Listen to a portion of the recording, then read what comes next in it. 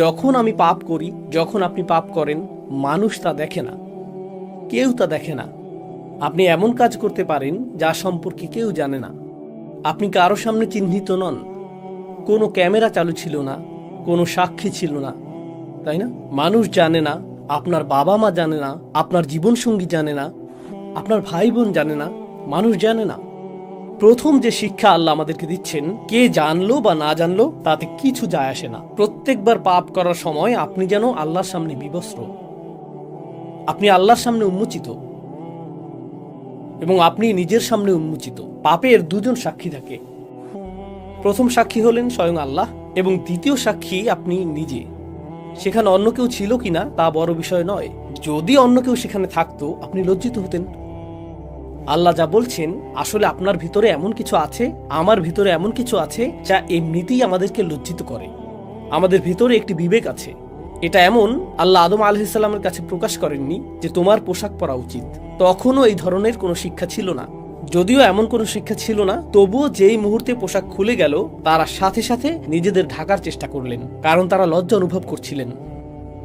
তারা বিব্রত ও লজ্জিত বোধ করছিলেন। আল্লাহ তাদেরকে অপমানিত বোধ করতে বলেননি। আল্লাহ সেটা মানুষের ফিতরাতের মধ্যে, মানুষের স্বভাবের মধ্যে দিয়ে দিয়েছেন।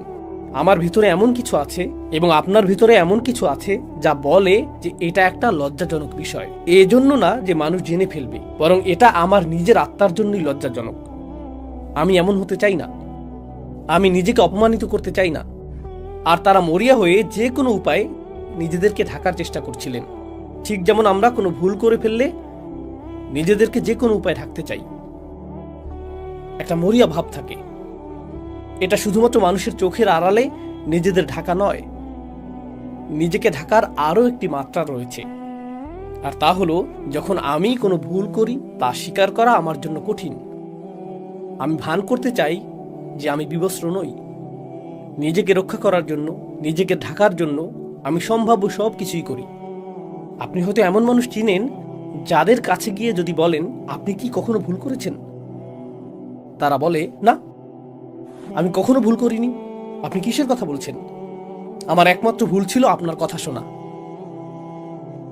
তারা স্বীকার করে না যে তারা ভুল করে, তারা স্বীকার করে না যে তারা ভুল। অনেক ক্ষেত্রে আপনার পরিবারেই এমন মানুষ থাকে।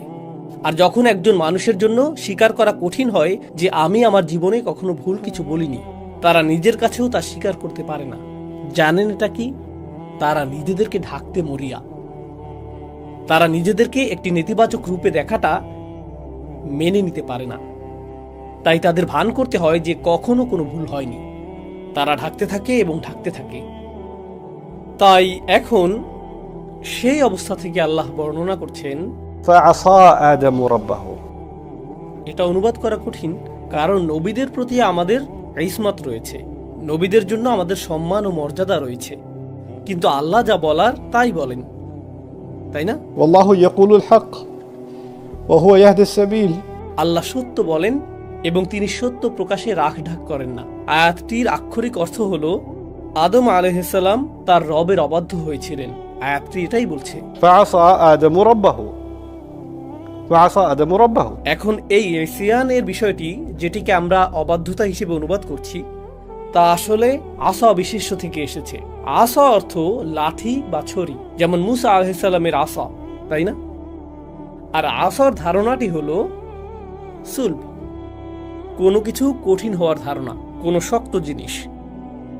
পাপের ধারণাটি হলো আমার এবং আপনার হৃদয় স্বাভাবিকভাবেই কোমল হওয়ার কথা। এটা আল্লাহর স্মরণে পরিপূর্ণ থাকার কথা। আল্লাহ এভাবেই আমাদেরকে তৈরি করেছেন। আর যখন কোনো পাপ সংঘটিত হয় এবং তা উন্মোচিত হয়, সাথে সাথেই হৃদয় বলে তোমার ভুল ঢেকে ফেলো, তোমার ভুল ঢেকে ফেলো, প্রতিক্রিয়া দেখাও। তাই যে মুহূর্তে আমি পাপ করতে যাচ্ছি, সেই মুহূর্তে ক্ষণিকের জন্য আমার হৃদয় কঠিন হয়ে যায়, শক্ত হয়ে যায়। আর আমি নিজেকে বলি, আমি জানি এটা ভুল, কিন্তু এটা আমি করবই, আমি পরোয়া করি না। এটা নিয়ে ভাবা বন্ধ করো, শুধু এগিয়ে যাও, শুধু সামনে চলো। এবং আপনি আপনার ভেতরের ভালোটিকে স্তব্ধ করে রাখেন এবং নিজের বিরুদ্ধে কঠোরতা দেখান। পাপ কাজে লিপ্ত হতে আপনি নিজের বিরুদ্ধে কঠোর হয়ে ওঠেন। ঠিক সেই মুহূর্তে, স্থায়ীভাবে নয়, অন্তত সেই মুহূর্তে। তারপর আল্লাহ শুধু এই পর্যন্ত বলে ছেড়ে দেননি যে আদম তার অবাধ্য হয়েছিলেন, তারপর তিনি তওবা করেছিলেন এবং আল্লাহ তাকে ক্ষমা করেছিলেন। আমরা ঘটনাটি জানি, কিন্তু আল্লাহ আরও একটি শব্দ যোগ করেছেন। তিনি বলেছেন, فغوى فغوى وعصى آدم ربه فغوى তারপর ثم اجتباه ربه فتاب عليه وهدى। তো গওয়া শব্দটি এখানে কি করছে? গওয়া শব্দটির সহজ অনুবাদ হলো তিনি পথ হারিয়েছিলেন বা পথ ভ্রষ্ট হয়েছিলেন, কিন্তু আরবিতে গাই অর্থ হলো ضل عن المطلوب। যখন একজন ব্যক্তি তার পথ হারিয়ে ফেলে, তার কোথাও যাওয়ার কথা ছিল কিন্তু সে অন্য পথে চলে গিয়েছে। আদম আলাইহিসসালাম যখন সেই ভুলটি করেন, তিনি এক মুহূর্তের জন্য অনুভব করেন, এখন আমি কি করব, আমার কি করা উচিত। প্রসঙ্গত তিনি প্রথম মানুষ এবং কোনো মানুষের দ্বারা সংঘটিত এটাই প্রথম ভুল। আল্লাহ তখনও নাজিল করেননি যে ভুল করলে ইস্তিগফার করো, তওবা করো, ভুল করলে আল্লাহর দিকে ফিরে এসো, ভুল করলে এই জিকির করো। যখন তুমি ভুল করো এর পুনরাবৃত্তি করো না, আল্লাহর কাছে প্রতিজ্ঞা করো তুমি আর ভুলটি পুনরাবৃত্তি করবে না। যখন তুমি ভুল করবে শুধু মনে রাখবে আল্লাহ আল গফুর আর রহিম, চিন্তা করো না। এর কোনো কিছুই তখনও নাজিল হয়নি, তিনি এর কিছুই জানেন না। আমরা জানি যে আল্লাহ এই বিষয়গুলো নাজিল করেছেন, কিন্তু তার কোনো ধারণাই নেই। তিনি শুধু এটুকুই জানেন যে তিনি জান্নাতে প্রবেশের আগে ইবলিসকে দেখেছিলেন, তিনি পুরো ঘটনাটি দেখেছিলেন। তিনি দেখেছিলেন আল্লাহ হুমকি দিচ্ছেন, আদমের সন্তানদের মধ্যে যারা ইবলিসের অনুসরণ করবে আমি তাদের দিয়ে জাহান্নাম পূর্ণ করব। তিনি শুধু এটুকুই জানেন, তিনি আর কিছু জানেন না। তারপর তিনি শুধু এটুকুই জানেন যে আল্লাহ তাকে জান্নাতে রাখার সময় বলেছেন, এই গাছের কাছেও যেও না, শয়তানের অনুসরণ করো না, আর যদি তুমি তা করো তাহলে তুমি ব্যর্থ এবং পথভ্রষ্ট হবে। তিনি শুধু এটুকুই জানেন। তাই যেই মুহূর্তে তিনি পাপ করেছিলেন তিনি জানতেন না আল্লাহ তাকে কিভাবে দেখবেন। আমি কি একজন ব্যর্থ মানুষ? আমার অবস্থান কি এখন ইবলিসের মতোই? আমি কি প্রত্যাখ্যাত? আমি কি পুরোপুরি ব্যর্থ হয়েছি? আমি কি জীবনে ব্যর্থ? এখান থেকে ফেরার কি কোনো পথ নেই? আল্লাহ কি আমার সাথে আর কখনো কথা বলবেন? গোটা জান্নাত আমার কাছে ছিল, শুধু একটি গাছ থেকে দূরে থাকার কথা ছিল, আর আমি সেই একটি গাছ থেকেই দূরে থাকতে পারলাম না। এটা তো কঠিন নির্দেশনাও ছিল না। আমি কিভাবেই ফাঁদে পড়লাম? আমি নিজের সাথে এটা কিভাবে করতে পারলাম? তিনি নিজের উপর রাগান্বিত। তিনি জানেন না নিজের সাথে কি করবেন। যেখানে থাকার কথা ছিল তিনি সেখান থেকে হারিয়ে গেছেন। আমার কোথায় যাওয়ার কথা? পোশাকটি কি কখনো ফিরে আসবে? আমি কি এই পাতা পরেই থাকবো? আল্লাহ আমাকে কি বলবেন? এখানে উদ্বেগ রয়েছে, ভয় রয়েছে, রয়েছে আত্মবিচার, রয়েছে লজ্জা, রয়েছে অপরাধবোধ, রয়েছে অনুশোচনা। আল্লাহ আমাদের শেখাচ্ছেন, কারণ সেই পাপটি আপনাদের প্রত্যেকের জন্য, আমার নিজের জন্য এবং আমার পরিবারের প্রত্যেক সদস্যের জন্য। প্রত্যেকবার পাপ করার সময় একটি শিক্ষা হওয়া উচিত। এখন আমি কি করব? আমার কি করার কথা? আল্লাহ এখন আমাকে কিভাবে দেখবেন? আমি তো ভালো ছিলাম, আল্লাহ আমাকে সম্মান দিয়েছেন, আল্লাহ আমাকে ইসলাম দিয়েছেন, আল্লাহ আমাকে হজ করার সামর্থ্য দিয়েছেন, আল্লাহ আমাকে উমরা করার সামর্থ্য দিয়েছেন। আমি কিভাবে এই ভুল করলাম? আদম আলাইহিসসালামের কথা ভাবুন। আল্লাহ আমাকে এত সম্মান দিয়েছেন, সমস্ত ফেরেশতারা সিজদা করেছিল, আল্লাহ আমাকে জান্নাতে একটি স্থান দিয়েছেন, আল্লাহ আমাকে আমার জীবন সঙ্গী দিয়েছেন, আল্লাহ আমাকে এই সমস্ত রিজিক দিয়েছেন। আমি কিভাবে আল্লাহর অবাধ্য হলাম? আমি কিভাবে তা করতে পারলাম? এটাই গাই। গাই শব্দটির আরেকটি অর্থ হলো فصد عن العيش عليه العيش। আল ফাসাদ আলাইহিল আইশ। এর অর্থ কোনো ব্যক্তি আর স্বস্তিপূর্ণ জীবনযাপন করছে না। তার পাপ শুধু পাপেই সীমাবদ্ধ নয়, সে আর নিজের সাথেই থাকতে পারছে না। সে গভীর অস্বস্তির মধ্যে রয়েছে, সে স্বস্তি খুঁজে পাচ্ছে না। প্রকৃতপক্ষে গাই শব্দটি এক্ষেত্রেও ব্যবহৃত হয় যখন শিশুকে দুধ দেওয়া হয় এবং কখনো কখনো তার পেট গ্যাসে পূর্ণ ও শক্ত হয়ে যায় এবং সে ব্যথায় কাঁপতে শুরু করে, কারণ সে ঠিকমতো দুধ হজম করতে পারছে না। আর যখন আপনার পেটের সমস্যার কারণে গ্যাস বা ডায়রিয়া বা বমি হয়, অর্থাৎ গ্যাস্ট্রোনমিক্যাল সমস্যা হয়, সেটাকেও আসলে বেগওয়াত বলা হয়। আরবিতে এটাকেও গাই বলা হয়। আল্লাহ যেন বলছেন যে যখন সে এই ভুলটি করে তার ভেতরে কোনো একটি অস্বস্তি তৈরি হয় আর তার ভেতরে কোনো একটা অশান্তি সৃষ্টি হয়। সে নিজের সাথেই সহজ হতে পারে না। فإن له معيشة ضنك wanka. একই সূরায় এসেছে যে আল্লাহ ও তার রাসূলের অবাধ্য হবে সে একটি অস্বস্তিকর সংকুচিত সীমাবদ্ধ জীবনযাপন করবে। পাপ দেখতে ভালো, এটা আকর্ষণীয়, কিন্তু একবার আপনি তা করে ফেললে একটি অসুস্থতা বোধ চলে আসে। ঠিক যেমন মানুষ মাতাল হলে পরের দিন অসুস্থতা দেখা দেয়, একই সাথে পরিণতিও আসে। এটাই ফিতরা যা আল্লাহ সৃষ্টি করেছেন। যে কোনো বিষাক্ত জিনিস, আপনি হয়তো কোনো এক মুহূর্তে কোনো মাদক বা অ্যালকোহল বা অন্য কিছু থেকে এক ধরনের উন্মাদনা পেতে পারেন, অথবা জুয়া বা অন্য কিছু থেকে আপনি উত্তেজনা পেতে পারেন, কিন্তু এর প্রভাব কেটে যাওয়ার পর দেখতে পান যে আপনি এখন ঋণী, মানুষ আপনাকে খুঁজে বেড়াচ্ছে, আর আপনি আপনার পরিবারকেও ধ্বংস করে দিয়েছেন। এমন একজনের সাথে আমার সাক্ষাৎ হয়েছিল যার মদ্যপানের অভ্যাস ছিল। সে বলল, আমি মদ্যপান ছেড়ে দিয়েছি। কেন? কারণ একদিন সকালে আমি ঘুম থেকে উঠে দেখি আমার হাতে রক্ত মাখা, আর আমি জানতামও না এটা কার রক্ত। রাস্তা দিয়ে হাঁটার সময় যে লোকটি আসছে, এটা কি সেই লোক যাকে আমি মেরেছিলাম? এখন কি সে আমাকে মেরে ফেলবে? তাই আমি সারাদিন ভয়ে ভয়ে ঘুরে বেড়াতাম, কারণ আমি জানি না কাকে আমি মেরেছিলাম। সুবহানাল্লাহ। তারা এর মধ্যেই বাস করে। আপনি একটি পাপ করেন এবং এর সাথে আসে এক অস্বস্তিকর জীবন, এর সাথে আসে এই অস্থিরতা। আদম আলাইহিস সালাম এই অস্থিরতার মধ্যেই ছিলেন। এটা বোঝা জরুরি, কারণ যখন আপনি সেই অস্থিরতার মধ্যে থাকেন এবং আপনি পথ হারিয়ে ফেলেন, তখন আপনার মনে হয় আপনার আশা শেষ, নিজেকে মুক্ত করার জন্য আপনার কিছুই করার নেই, যা আসলে একটি খ্রিস্টান ধারণা। আদম সেই ফল খেয়েছিলেন, তা আমি আপনাদের আগেই বলেছিলাম। তার মুক্তি এখন অসম্ভব। এর সংশোধনের জন্য তার কিছুই করার নেই। আপনি যতই ভালো কাজ করুন না কেন, আপনি সব কিছু নষ্ট করে ফেলেছেন। আপনি যতই প্রার্থনা করুন, যতই দান করুন, যতই তওবা করুন, আমি জানি আপনি আসলে কি।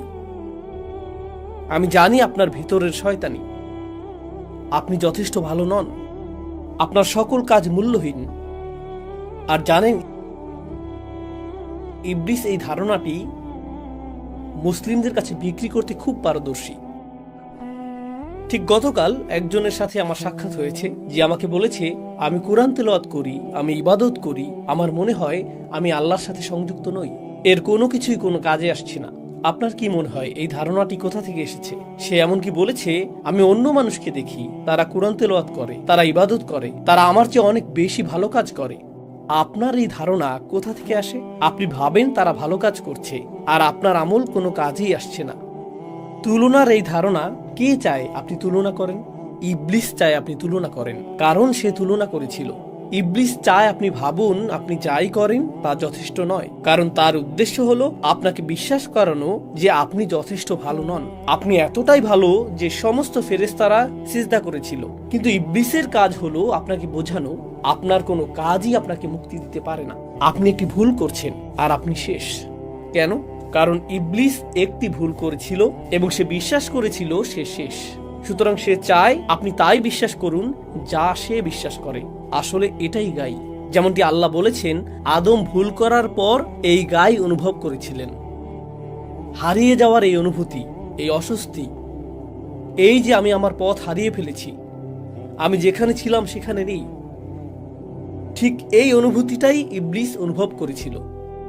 সে আল্লাহকে বলেছিল, فبما أغويتني একই শব্দমূল থেকে, আপনি আমাকে গাই অনুভব করিয়েছেন এবং সেই কারণেই আমি তাদেরকে পথভ্রষ্ট করব। সে অনুভব করেছিল যে সে গাইয়ের অভিজ্ঞতা লাভ করেছে, তাই সে চায় আদম সন্তানেরা এবং স্বয়ং আদমও গাইয়ের অভিজ্ঞতা লাভ করুক। فغوى এবং এই দুর্বল মুহূর্তে খ্রিস্টানরা বলে আপনার মুক্তি অসম্ভব। আমি আরেকটি প্রোগ্রামে দর্শকদের বলেছিলাম যে আপনি যদি বিশ্বজুড়ে পুরনো গির্জাগুলিতে যান, আপনি লক্ষ্য করবেন বিশেষ করে ক্যাথলিক গির্জাগুলোতে তাদের জানালাগুলো খুবই অন্ধকার। তাদের জানালায় কালো দাগ থাকে। দেখবেন ভবনটি খুবই অন্ধকারাচ্ছন্ন, খুব উঁচু ছাদ, আর ভেতরে প্রবেশ করলে আপনি এক প্রকার ভয় পেয়ে যাবেন। বড় গির্জা আছে এমন শহরগুলিতে, যদি কখনো ঘুরে থাকেন, যদি আপনি কোনো মসজিদের কাছে যান, আপনি স্বস্তি অনুভব করবেন। কোনো গির্জার পাশ দিয়ে হেঁটে গেলে হাঁটার গতি বাড়িয়ে দেন, তাই না? আপনি যদি একটি বড় গির্জায় প্রবেশ করেন, দেখবেন সেখানে অনেক অন্ধকার। সামনের দিকেই যিশু অথবা মেরির কোনো চিত্র বা দেয়ালে খোদাই করা মূর্তি থাকে, এবং সেটি সবসময় সাদা বা স্বচ্ছ কাচ দিয়ে করা হয়, কালো কাচ নয়। কেন? কারণ তারা চায় সেখান থেকে সূর্যের আলো ভেতরে আসুক যাতে আপনি অনুভব করেন যে আপনার জীবন অন্ধকারে ঘেরা এবং আলো একমাত্র যিশুর কাছেই রয়েছে।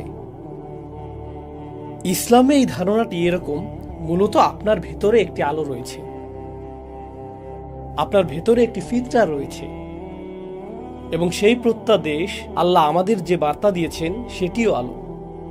আপনার ভেতরের আলো আল্লাহর বাণীর আলোর সাথে মিলিত হয়। আল্লাহ এটিকে বর্ণনা করেছেন নূরুন আলা নূর হিসেবে। তিনি এটিকে এভাবেই বর্ণনা করেছেন। তাদের ধারণা হলো আপনি অন্ধকারে রয়েছেন এবং আলো খুঁজে পাওয়ার একমাত্র মাধ্যম এমন কেউ যাকে রক্তাক্ত করে উৎসর্গ করা হয়েছিল। সুবহানাল্লাহ। আল্লাহ আমাদের চমৎকার একটি ধর্ম দিয়েছেন যেখানে আমরা ভুল করলেও এর অর্থ এই নয় যে আমাদের আলো অদৃশ্য হয়ে গেছে। এর অর্থ এই নয় যে আমরা এখন শেষ হয়ে গেছি, আমরা ভেঙে পড়েছি। প্রকৃতপক্ষে সূরা নূরে যখন কেউ অনেক পাপ করে, আল্লাহ তার পাপকে এমন কারো সাথে তুলনা করেছেন যে সমুদ্রের মধ্যে ডুবে যাচ্ছে, অন্ধকার রাতে, ঝড়ের কবলে, আকাশে মেঘ আর পানিতে আলো প্রবাহের সমস্যা হলো আপনি যত গভীরে যাবেন তত অন্ধকার হতে থাকবে, তত অন্ধকার হতে থাকবে, তত অন্ধকার হতে থাকবে। এবং আপনি যখন সমুদ্রের গভীরে পৌঁছে যাবেন সেখানে রয়েছে সুনামির ঢেউয়ের উপর ঢেউ, তাই না? موج من فوقه موج من فوقه سحاب। আল্লাহ এভাবেই বর্ণনা করেছেন সে তলদেশে রয়েছে। এখন এই ব্যক্তিটি সমুদ্রের তলদেশে, সেখানে কোনো আলো নেই, আর তারপর আল্লাহ বলছেন إذا أخرج يده لم يكد يراها। তিনি বলেননি যে, إذا أخرج يده لم يرها। তিনি বলেছেন যখন সে সমুদ্রের তলদেশে হাত বের করে, আপনি ভাবতে পারেন যে আল্লাহ বলবেন হাত বের করলে, এমনকি সে তার হাতও দেখতে পায় না। আল্লাহ বলছেন যখন সে হাত বের করে সে প্রায় তার হাত দেখতে পায় না, এমনকি তখনও সে তার হাত কিছুটা দেখতে পায়। দেখার জন্য আপনার আলো প্রয়োজন। আর আল্লাহ বর্ণনা করছেন যে আপনি সমুদ্রের তলদেশে আছেন যেখানে কোনো আলো নেই।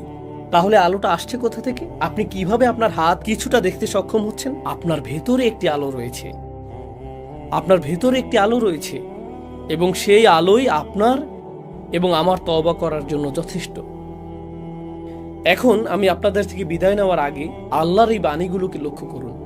আল্লাহ বলেছেন আদম পিছলে গিয়েছিলেন, তিনি পতিত হয়েছিলেন, তিনি পথ হারিয়েছিলেন আলাইহিস সালাম। তিনি জানেন না তিনি কি করবেন, তিনি এমনকি জানেন না কিভাবে আল্লাহর কাছে ক্ষমা চাইতে হয়, তিনি এমনকি জানেন না যে কি করলে আল্লাহ সন্তুষ্ট হবেন।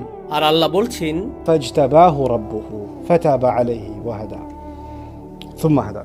তিনি বললেন ثم اجتباه ربه। অতঃপর তার রব তাকে মনোনীত করলেন, তাকে বেছে নিলেন। বেছে নিলেন কেন? আল্লাহ এমন কাউকে বেছে নেবেন যে ব্যর্থ হয়েছে? আপনি তো সফল মানুষদের বেছে নেন। আপনি এমন কাউকে বেছে নেন যে কিছু অর্জন করেছে, তখনই আপনাকে বেছে নেওয়া হয়। আপনি সেরা মানুষ বেছে নেন। আপনি এমন মানুষ বেছে নেন যারা ভুল করে না। আল্লাহ বলেছেন তিনি আদম আলাইহিস সালামকে ঠিক সেই মুহূর্তে বেছে নেন যখন তিনি ভুলটি করেছিলেন। যখন তিনি ভুলটি করেছিলেন। ভুল করলে আমাদের রব আমাদেরকে ত্যাগ করেন না। প্রকৃতপক্ষে সেই মুহূর্তেই তিনি আমাদেরকে বেছে নেন। তাহলে এর অর্থ কি? তিনি আমাদেরকে এমন বাণী শিখানোর মাধ্যমে বেছে নেন যা আমরা তার কাছে প্রত্যাবর্তনের জন্য বলতে পারি। এটা আল্লাহর পক্ষ থেকে একটা সম্মান। অধিকাংশ মানুষ জানে না কিভাবে সৃষ্টিকর্তার কাছে ফিরে আসতে হয়, তারা জানে না। এবং আদম আলাইহিস সালামকে সেই শব্দগুলো দেয়া হয়েছিল, ربنا ظلمنا أنفسنا وإن لم تغفر لنا وترحمنا لنكونن من الخاسرين। তাকে এই অসাধারণ শব্দগুলো প্রদানের জন্য বেছে নেওয়া হয়েছিল। আমরা নিজেদের উপর জুলুম করেছি, আর আপনি যদি আমাদের ক্ষমা না করেন এবং আপনার করুণা না দেখান, তবে আমরা অবশ্যই ক্ষতিগ্রস্তদের অন্তর্ভুক্ত হব। কি চমৎকার কথা! আদম আলাইহিস সালামকে জান্নাত থেকে বের করে পৃথিবীতে নামিয়ে দেয়া হয়েছিল। আদম আলাইহিস সালাম আল্লাহর অবাধ্য হয়েছিলেন, তার পোশাক খুলে নেওয়া হয়েছিল। আদম আলাইহিস সালামের সাথে অনেক লজ্জাজনক ঘটনা ঘটেছে, এবং সেই সমস্ত লজ্জার শেষে তিনি এই শব্দগুলোর মাধ্যমে আল্লাহর দিকে ফিরেন এবং বলেন, হে আল্লাহ, আপনি যদি ক্ষমা না করেন এবং রহমত প্রদর্শন না করেন, আমি ক্ষতিগ্রস্তদের অন্তর্ভুক্ত হব। এর অর্থ কি? আমি এখনো ক্ষতিগ্রস্তদের অন্তর্ভুক্ত নই। যা কিছু ঘটেছে এখনো আমি খাসির নই, এখনো ক্ষতিগ্রস্ত নই। আমি ক্ষতিগ্রস্ত হব যদি আপনি আমাকে ক্ষমা না করেন। তিনি বিশ্বাস করেন না যে আল্লাহ তাকে ক্ষমা করবেন না, বা তিনি ক্ষমার অযোগ্য, তিনি তা বিশ্বাস করেন না। আল্লাহ তাকে এই শব্দগুলো দিয়েছেন এটা জানানোর জন্য যে তোমাকে ক্ষমা চাইতে হবে। খ্রিস্টান ধারণাটি হলো তুমি ক্ষমার অযোগ্য। ইহুদি ধারণাটি ছিল তোমার ক্ষমা চাওয়ারই প্রয়োজন নেই, ঈশ্বর তোমাকে অনেক বেশি ভালোবাসেন, তিনি নিজে থেকেই ক্ষমা করে দিবেন। আদমকে বলা হচ্ছে তোমার ক্ষমা নিশ্চিত নয়, বরং তোমার শাস্তিও নিশ্চিত নয়। তোমাকে দেখাতে হবে যে তুমি সত্যি অনুতপ্ত। সুতরাং তুমি যা করেছো তার জন্য তোমাকে দায়িত্ব নিতে হবে। রব্বানা যালামনা আনফুসানা, আমি দায়িত্ব নিচ্ছি। হে আল্লাহ, আমরা নিজেদের প্রতি জুলুম করেছি, এখন আমরা আপনার ক্ষমা চাই। আর যদি আমরা আপনার ক্ষমা না পাই তবে আমরা ক্ষতিগ্রস্তদের অন্তর্ভুক্ত হব। وإن لم تغفر لنا وترحمنا لنكونن من الخاسرين। সুতরাং আল্লাহ বলেন ফাতাবা আলাইহি, যখন আপনি আন্তরিকভাবে আল্লাহর দিকে ফিরেন তখন ভুলটা কি ছিল তা কোনো বিষয় নয়। কিন্তু ভুলের আগে এবং ভুলের পরে দুটি ভিন্ন জীবন। ভুলের আগে তিনি ছিলেন জান্নাতে, ভুলের পরে তিনি পৃথিবীতে, তাই না? ভুলের আগে আপনি যা খুশি খেতে পারতেন, যেখানে খুশি যেতে পারতেন, إنك لا تظمأ فيها ولا تضحى। কোনো তৃষ্ণা নেই, ক্ষুধা নেই। এটা ছিল ভুলের আগের জীবন। ভুলের পরে ছিল পরিশ্রম, পরিবর্তিত আবহাওয়া, বিপদ আপদ। জীবন এখন ভিন্ন। আপনি হয়তো বলতেন আল্লাহ আমাকে কত ভালোবাসতেন, জান্নাত ছিল আমার, আর এখন আমাকে এই পৃথিবীতে থাকতে হচ্ছে, জীবন এখানে কঠিন। ইস, আমি যদি কখনোই ভুল না করতাম। না না না না না না, আপনি অনুশোচনা নিয়ে পেছনে ফিরে তাকান না এবং বলেন না আমি পড়ে গিয়েছিলাম। এর অর্থ শুধুমাত্র এই যে একটি ভুলের পরে আল্লাহ আপনাকে একটি নতুন বাস্তবতা দেন এবং এখন আপনাকে সেই নতুন বাস্তবতার মুখোমুখি হতে হবে। আগামীকাল হবে আরেকটি বাস্তবতা, পরশু হবে আরেকটি বাস্তবতা। প্রতিটি নতুন বাস্তবতার সাথে আপনি হয়তো ভিন্ন ধরনের ভুল করার চ্যালেঞ্জের সম্মুখীন হবেন। আপনি এবং আমি যখন জীবনে যাত্রা অব্যাহত রাখব, নতুন ধরনের চ্যালেঞ্জ আসতে থাকবে, নতুন ধরনের ভুলের সুযোগ আসতে থাকবে এবং আমরা সেগুলো এড়ানোর জন্য সর্বোচ্চ চেষ্টা করব। কিন্তু কখনো কখনো আমরা পিছলে যাব এবং পড়ে যাব। আর যখন আমরা পিছলে যাই এবং পড়ে যাই, আমরা বলবো না যে ইস, গত রমজান আমি কত ভালো ছিলাম, আমি জানি না এখন আমার কি হয়েছে। আমি যখন হজ করেছিলাম তখন অনেক ভালো ছিলাম, আমি আল্লাহর অনেক কাছাকাছি ছিলাম, জানি না কিভাবে সব তালগোল পাকিয়ে ফেলেছি, আমি এখন একজন ব্যর্থ মানুষ। আপনি পেছনে ফিরে তাকাতে থাকবেন না এবং বলবেন না যে আগের অবস্থা ভালো ছিল, এখন কি হলো। কারণ যদি তেমনটা ঘটতো, আদম আলাইহিসসালাম পেছনে ফিরে তাকাতেন, ও মাই গড, জান্নাতের ফল কত চমৎকার ছিল, এখন আমাকে এই কলা খেতে হচ্ছে। তিনি জীবনকে সেভাবে দেখেননি। তিনি শুধু বুঝেছেন আল্লাহর কাছ থেকে তার শুধুমাত্র এখন ক্ষমাই প্রয়োজন এবং সেই ক্ষমা পাওয়ার সবচেয়ে সহজ উপায় হলো শুধু আন্তরিকভাবে আল্লাহর কাছে ক্ষমা চাওয়া এবং নিজের জীবন নিয়ে এগিয়ে যাওয়া। সামনে এগিয়ে চলা, পেছনে নয়, সামনে এগিয়ে যাওয়া। তিনি এমনকি আল্লাহকে কখনোই জিজ্ঞেস করেননি, হে আল্লাহ, আমি কি জান্নাতে ফিরে যেতে পারি? আমি দুঃখিত, আমি কি ফিরে যেতে পারি? তিনি তা করেননি, কারণ আল্লাহ মানুষকে পেছনে যাওয়ার জন্য তৈরি করেননি, আল্লাহ মানুষকে সামনে যাওয়ার জন্য তৈরি করেছেন। আমরা এগিয়ে যাই, আমরা পেছনে যাই না। সুতরাং ওয়া ইল্লাম তাগফির লানা ওয়া তারহামনা লানাকুনান্না মিনাল খাসিরিন। যখন তিনি তওবা করলেন, আল্লাহ বলেন ফাতাবা আলাইহি, আল্লাহ তার তওবা কবুল করলেন। আল্লাহ বলেননি আমাকে তোমার এত কোরবানি এবং এত রক্ত এবং এত কিছু দিতে হবে। না না না না, কোনো জটিলতা নেই। যখন আপনি আল্লাহর কাছে ফিরে আসেন এবং ক্ষমা চান, এইটুকুই যথেষ্ট, এটা যথেষ্ট, তওবা সম্পূর্ণ। এবং শুধু তাই নয়, এরপর আল্লাহ বলছেন ওয়াহাদা, তারপর আল্লাহ তাকে পথ দেখিয়েছেন। ঠিক আছে, তুমি যে ভুল করেছো আমরা এখন তা পার করে এসেছি, বরং এখন থেকে আমি তোমাকে তোমার জীবনযাপনের জন্য নির্দেশনা দিচ্ছি। এখন থেকে আমি তোমাকে সাহায্য করছি, আমি তোমাকে আবার উঠে দাঁড়াতে সাহায্য করছি। এটি এমনই চমৎকার ধর্ম যে যখন কোনো ব্যক্তির পদস্খলন ঘটে, আল্লাহ তাকে বেছে নেন, فاجتباه ثم اجتباه ربه। তারপর তিনি তার তওবা কবুল করেন। তিনি বলেন কোনো সমস্যা নেই। তিনি শুধু তার তওবাই কবুল করেন না, তিনি তাকে নতুন উচ্চতায় নিয়ে যান। يرفع الله الذين آمنوا منكم والذين أوتوا العلم درجات। আল্লাহ তোমাদের মর্যাদা বৃদ্ধি করবেন। তোমাদের মর্যাদা বৃদ্ধি করার অর্থ কি? তোমরা আগে নিম্নতর মর্যাদায় ছিলে, তারপর তোমরা আরো উঁচুতে উঠবে। আপনি যদি ইতিমধ্যে উঁচুতে থাকেন, তখন তো আর উপরে ওঠার প্রয়োজন নেই। উঁচুতে যাওয়ার জন্য আপনাকে নিচু কোনো স্থানে থাকতে হবে। তাই যখন আমরা ভুল করি, আমরা আল্লাহর আরো নিকটবর্তী হওয়ার সুযোগ পাই। আমরা হেদায়েতের পথেই নিজেকে প্রতিজ্ঞাবদ্ধ রাখার সুযোগ পাই। শুধু তওবার দোয়া করাই যথেষ্ট নয়, এটা যথেষ্ট নয়। এই বিষয়টি দিয়েই আমি উপসংহার টানছি। আয়াতটি বলছে আমাদেরকে আল্লাহর কাছে ক্ষমা চাইতে হবে এবং তারপর আমাদেরকে আল্লাহর হিদায়াত গ্রহণ করতে হবে। এর দুটি অংশ, ক্ষমা চাও এবং তারপর তার হিদায়াত গ্রহণ করো। আদম আলাইহিস সালামকে পৃথিবীতে পাঠানোর সময়ও তিনি এটাই বলেছিলেন, فإما يأتينكم مني هدى فمن تبع هداي فلا خوف عليهم ولا هم يحزنون। অবশ্যই হেদায়েতের প্রতি প্রতিজ্ঞাবদ্ধ থাকবে। এই আয়াতেও তিনি তার তওবা কবুল করেছেন এবং তারপর তাকে হেদায়েত দিয়েছেন। অনেক মুসলিমের ক্ষেত্রে যা ঘটে, তারা কোনো হেদায়েত ছাড়াই তওবার প্রতি আসক্ত হয়ে পড়ে। আমি পাপ করেছি, তাই এই বছর আমাকে উমরা করতে হবে। আচ্ছা, এটাই আপনার তওবা? দারুণ। আমি ইতিকাফে বসবো, এটাই আমার তওবা। আর তারপর একই ভুল, তারপর তওবা, তারপর একই ভুল, তারপর তওবা। এখানে যা অনুপস্থিত তা হলো তওবার পরে হিদায়াতের প্রতি প্রতিজ্ঞাবদ্ধ হওয়া উচিত, তাই না? সেই অংশটি অনুপস্থিত। তাই আপনি তওবা এবং পাপের মধ্যে দুলতে থাকেন। আল্লাহ বলেছেন, وليست التوبة للذين يعملون السيئات। তওবা তাদের জন্য গ্রহণযোগ্য নয় যারা একই পাপ বারবার করতে থাকে। আপনি এটা নিয়ে তামাশা করছেন। আপনি পাপ করেই যাচ্ছেন, এরপর তওবা করছেন, এরপর করেই যাচ্ছেন, আর তওবা করছেন। নিজেকে বিকশিত করছেন না। আপনি ভুল থেকে শিক্ষা নিচ্ছেন না। আপনাকে ভুল থেকে শিখতে হবে, এটিকে আপনার শিক্ষা হিসেবে দেখতে হবে। এখন আপনার কাছে হিদায়াত রয়েছে, আপনি পরবর্তী পদক্ষেপ গ্রহণ করুন। আগামীকাল হয়তো ভিন্ন ধরনের ভুল হবে, কিন্তু আপনি যদি একই ধরনের ভুলের পুনরাবৃত্তি করতে থাকেন, এর অর্থ আপনি এবং আমি শিখতে অস্বীকৃতি জানাচ্ছি। এর অর্থ এটাই, সেক্ষেত্রে আমরা আল্লাহর হিদায়াত গ্রহণ করছি না। সুতরাং আমি প্রার্থনা করি আল্লাহ যেন আমাদেরকে হতাশায় নিমজ্জিত না করেন যখন আমরা ভুল করি, যেমনটি খ্রিস্টানরা করে থাকে। আমরা যেন এমন মানুষ না হই যারা মনে করে আমরা যদি চরম বেদনার মধ্যে দিয়ে না যাই, আল্লাহ আমাদের ক্ষমা করবেন না, কারণ এই ধর্মটি তেমনটা নয়। একই সাথে আমি আশা করি আমরা যেন এমন মানুষ না হয়ে যাই যারা তওবাকে হালকাভাবে নেয়, যেমনটি অন্যান্য জাতিরা করেছিল। তাদের এর প্রয়োজন নেই। এটা প্রায় এমন যেন এটা স্বয়ংক্রিয়ভাবে দেওয়া হবে। আমরা তো এমনিতেই বাছাইকৃত জাতি। কিছু মানুষের মনোভাব এরকম, আমরা মুহাম্মদ সাল্লাল্লাহু আলাইহি সাল্লামের উম্মত। শেষ পর্যন্ত আল্লাহ আমাদেরই ভালোবাসেন, তিনি আমাদের বাছাই করেছেন, তাই চিন্তিত হওয়ার কিছু নেই। তো লান তামাসসানান নারু ইল্লা আইয়াম মাদুদাত, এই আয়াতের মুসলিম ভার্সনও রয়েছে।